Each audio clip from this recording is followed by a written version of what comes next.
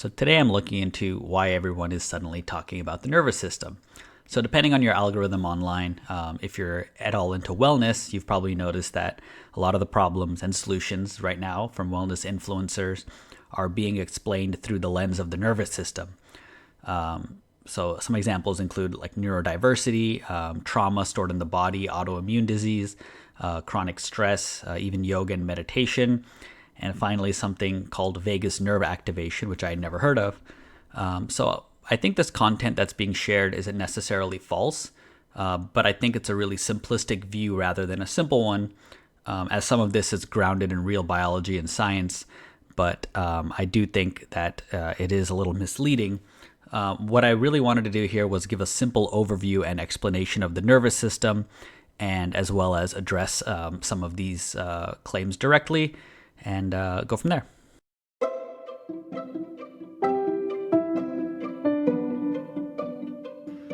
Welcome to Medicine Made Simple, your source for daily, simple, 5-minute explanations of the latest medical news.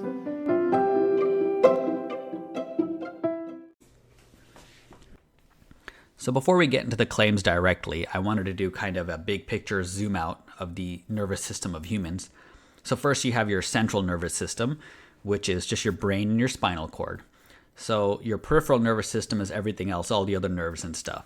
So your peripheral nervous system goes in two directions. So think of like the sensory input, like feeling hot or cold or pain, and your motor output, which is like moving your arm, or walking down the stairs.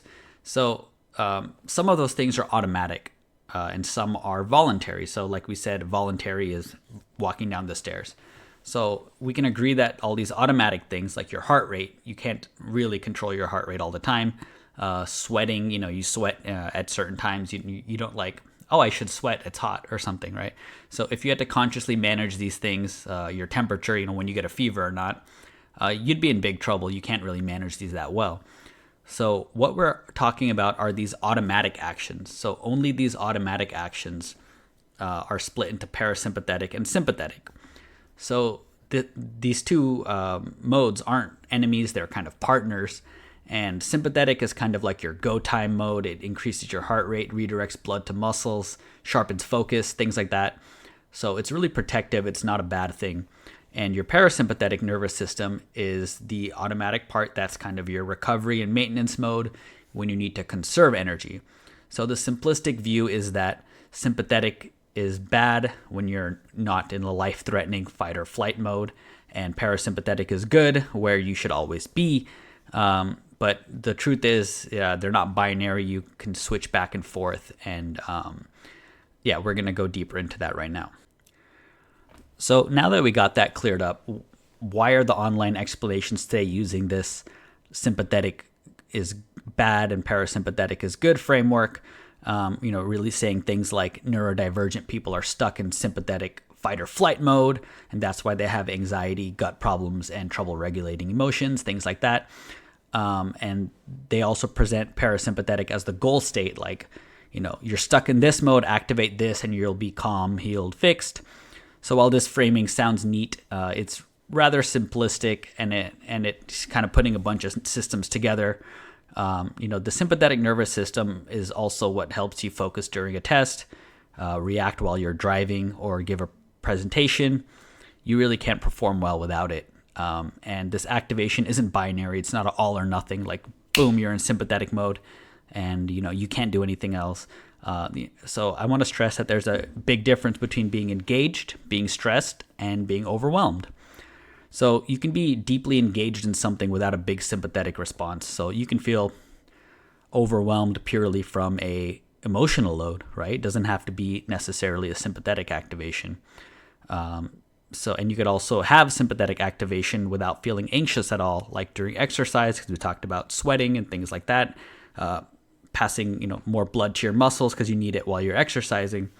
So really, what I'm trying to say is that the mental state and nervous system state overlap, but they're not the same thing. And I think what's happening today is we're conflating them as the same thing. It's a way that people online are kind of relabeling some of these psychological narratives by using medical or clinical terminology of the nervous system. And I think it sounds more convincing to attribute things to neuroscience or neurology or medicine rather than psychology. So let's start hitting up the claims one by one. The first one is the bowel/sphincter one. Your body has a stress switch, sympathetic, that's stuck on, making everything down there clench up. And what you need to do is flip the relax switch, parasympathetic, with breathing or whatever, and that's going to help you. So, it is true that when you're stressed or anxious, your body makes muscles tighten up. The famous one is clenching your jaw. I'm sure a lot of people know that one. But this also does include muscles like the one for pooping, your sphincter here, smooth muscle, right?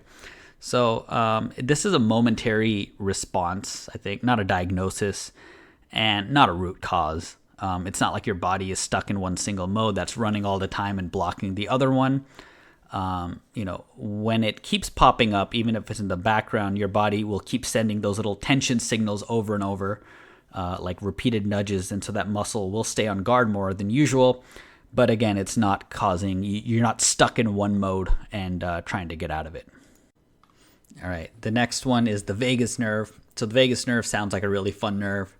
Maybe it's like a party nerve. I could play some blackjack there. But in reality, it's the 10th cranial nerve. It goes from the brain to your gut, and it is the main highway that's carrying parasympathetic signals from the brain to the body. And it also takes a bunch of sensory info back to the brain. But I think it seemed to have become a favorite target for influencers promising quick fixes for anxiety, digestion, and inflammation, because it is based on real science, but again, it's lacking that accuracy. So I actually had to look up what the wellness world and influencers were saying about the vagus nerve. So they talk about vagus nerve activation or toning. So it seems to be like using some simple, non-invasive techniques to send those calming signals. So one of them is deep, slow breathing. Another one is cold exposure, like face in ice water or take a cold shower. This triggers something called the mammalian dive reflex, which is vaguely mediated. So that's like your heart rate slows to conserve oxygen.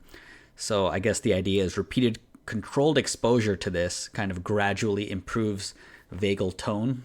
I'm not sure what that means, but okay. The other thing is like humming, singing, and gargling vibrates the vocal cords and also stimulates the vagal nerve branches in the throat. That should also apparently enhance parasympathetic activity. And the last one is yoga, tai chi, and massages. Some poses or pressures do indirectly engage the vagus nerve. So I think this is rooted in real science to say that the real science part is that vagus nerve stimulation devices exist and they're FDA approved for epilepsy and depression. So these medical devices use electrical implants and they modulate mood and depression and help with seizures and epilepsy. So if you know epilepsy, right? So this is actual medicine there. So I think the wellness or influence versions are kind of milder, and they kind of lack the targeted precision and evidence of these electrical implanted devices. So I think that would be my take for vagus nerve. So the other one, I guess the other claim is for the autoimmune diseases. So if you don't know what autoimmune diseases are, it's when your body's immune system, rather than doing what it's supposed to do and attacking invaders like viruses, it instead attacks your own body. So depending on which part of the body your immune system attacks, it causes different diseases.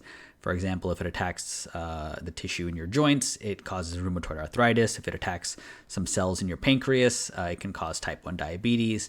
It can attack your thyroid cells in your thyroid gland, and that causes Hashimoto's disease. So examples like that. But as far as the nervous system goes, maybe they're talking about when it attacks the myelin sheath lining, the thing that lines your peripheral nerves. That can cause Guillain-Barré, even multiple sclerosis, if it does it for your central nervous system, your brain and spinal cord. So I'm not, again, sure exactly how autoimmune fits into this outside of that. Doing things like deep breathing and yoga supposed to improve this. I don't have any evidence for this. I'm not sure, but I think that's another claim that's being made in this area. The ADHD and autism one, they get pulled into this frame because ADHD and autism do involve, heightened arousal, sensory sensitivity, stress reactivity, and difficulty downshifting. So I think looking at these things, people kind of assume, that's like sympathetic dominance. But, that's an interpretation, not a mechanism. I think sympathetic and parasympathetic activity fluctuate constantly.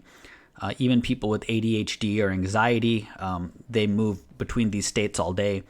No one lives permanently in one mode. If they did, it'd be like a medical emergency. But this framing feels convincing. It connects mind, body, and symptoms in one story. And parts of the story are true, but I think it's turning this kind of response pattern into a cause, right? So it's not like a causal relationship. So I think a more accurate way to reframe it is that some people's nervous systems respond more strongly to stress and take longer to return to baseline. That can influence gut symptoms, but it's not that their condition is stuck in an autonomic state or their gut is leading the opposite way. I think this kind of, this neurodiversity thing really shows you that sympathetic and parasympathetic activity explain the responses, and they're not like identities that we're thrusting upon people. So the next one is this trauma stored in the body relating to the nervous system. I admit I don't know too much about this. The claim is apparently that trauma is stored in like your muscles or tissues, and you can use stuff like hypnosis to release it, or any of these other kind of breathing exercises. So it's true that scary or painful experiences when you're young can leave a mark on how your body feels later on. A good example of this is tonsil surgery. I think a lot of people don't have a clear memory of their tonsil surgery, but your body will still react with tension or fear in similar situations, like it learned to brace itself back then. So the analogy I'm going to use here is that if your body's kind of like the family dog, it got scared by like a loud noise during a thunderstorm, and even years later when it hears like, light rumbles or sees dark clouds, it'll bark or hide or get scared, sometimes shaking, even though there's no real danger now, but its alarm system's kind of like a better safe than sorry mode. So that old tonsil surgery might be like an old thunderstorm on your body, and still reacts in certain medical situations or settings, when it feels like things are out of control. So I can't really find a way to tie it to a certain nervous system state here. Like you're not permanently locked into a mode and you have to force the mode.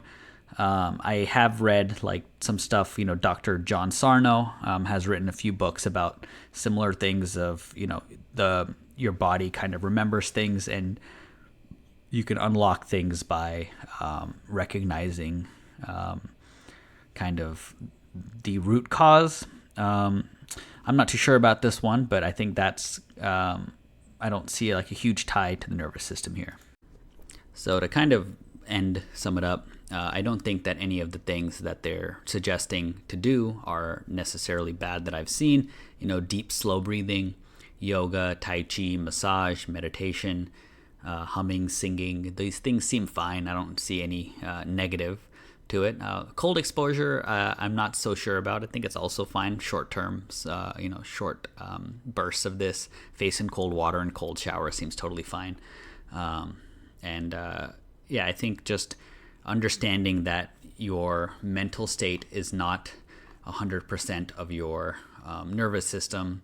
They do overlap, but they're not the same thing.